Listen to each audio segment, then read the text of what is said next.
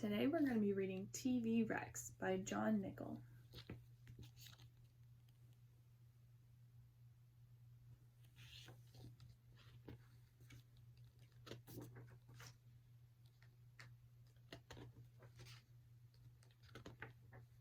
One day, Rex was exploring in the attic when he found one of Grandpa's old TVs and some of his tools.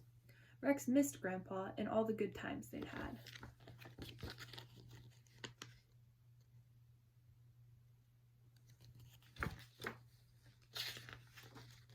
Grandpa was a retired inventor with a great imagination. Rex always helped him fix things around the house. Together, they could fix anything. "You're a smart boy," said Grandpa. "Just like me." At the end of each day, Rex and Grandpa curled up in the big armchair and watched TV for 1 hour. Their favorite show was Deep Sea Hunt. When it was over, Grandpa would squeeze Rex's shoulder, turn off the set, and say, "Too much TV makes Rex a dull boy."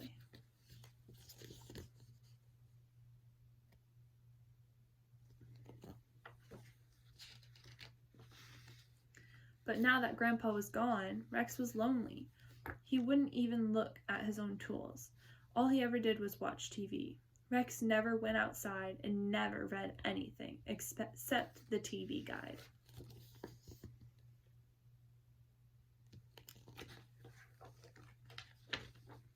One day, the TV broke. If Grandpa were here, he and Rex would fix it, but Rex did not feel clever enough to try on his own. The repairman came. He took the TV apart, rummaged around inside, scratched his head, and said, "I give up."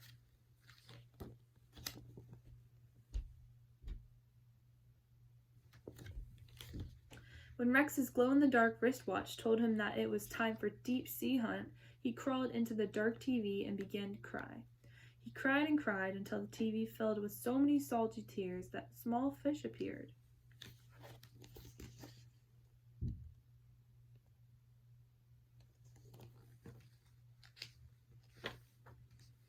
As Rex looked around, he saw that he was now deep underwater in a beautiful sea. He began to hear music that sounded very familiar. It was the same theme song from Deep Sea Hunt.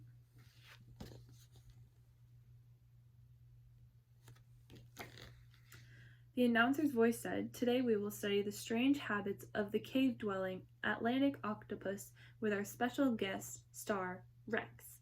Rex followed the music down, down, down through the cool, dark water into the octopus cave.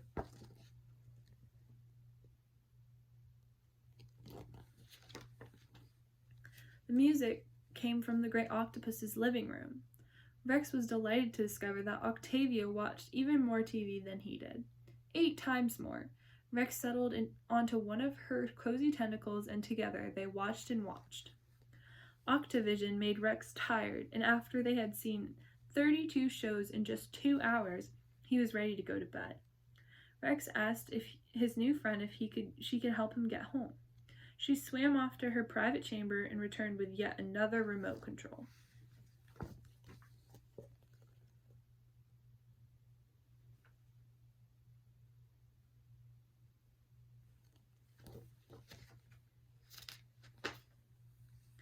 "Darling, to return home you'll need this, which I will trade for that fabulous glow-in-the-dark wristwatch.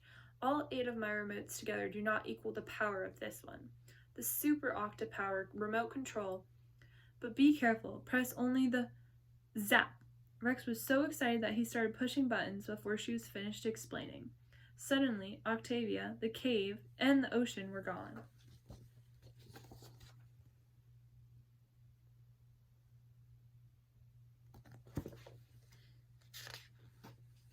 Rex now found himself in the Harley Hog Cartoon Hour, one of his favorite shows. He and Harley had loads of fun outwitting 2-wheeled weasels.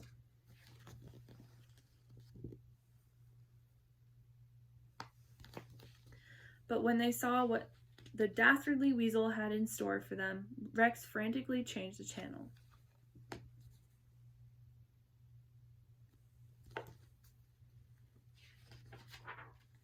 He escaped to Wild World Wrestling, where he was the champ. Rex used the secret hold to defeat Vladimir Norgivok, Toxic Todd, and even Jaques Le Headlock.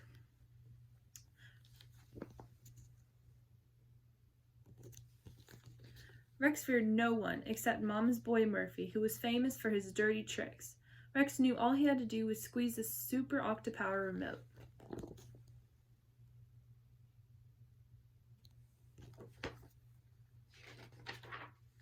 In an instant, he was in As Malibu Turns, where he was rich and drove a cool car. All the girls admired Rex from afar.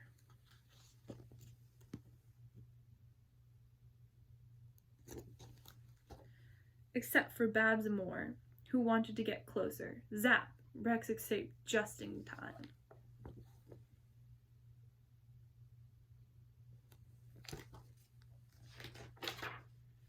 He zigged and zagged for hours trying to get home. He had fun for a while, but Rex grew more and more tired. He had one last idea.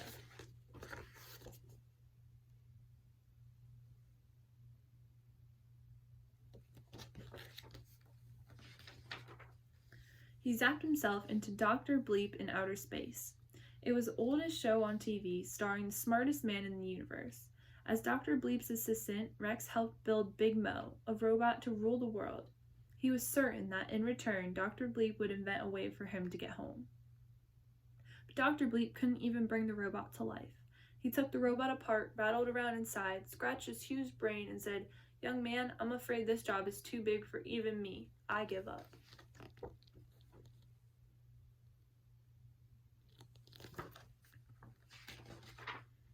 But Rex just would not give up. He was determined to get himself home. Suddenly, he remembered something that Grandpa had once told him. He twisted his cable and snipped that one. He pushed buttons and pulled levers. He greased the joints and oiled the sprockets. When Rex finally joined the red wire to the black wire, sparks flew, and the robot rattled to life.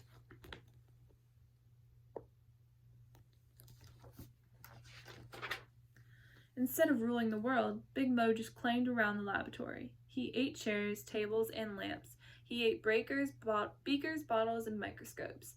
When Big Mo picked up Rex like a bag of chips, Rex quickly hit the remote before Big Mo could eat him too. But something went wrong. Everything went black. In the darkness, Rex felt cold metal clamp come down on his shirt.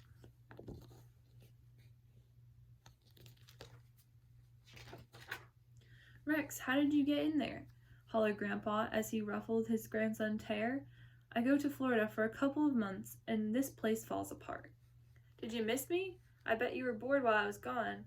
If you help, we can fix this darn thing in time to watch Deep Sea Hunt. They're featuring the Atlantic octopus today." Rex and Grandpa got to work and had the old TV up and running in no time.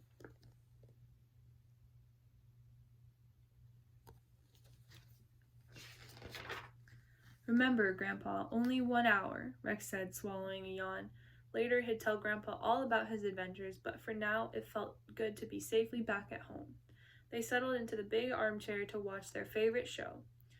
As the familiar Deep Sea Hunt music rose, Rex fell asleep. And that's the end.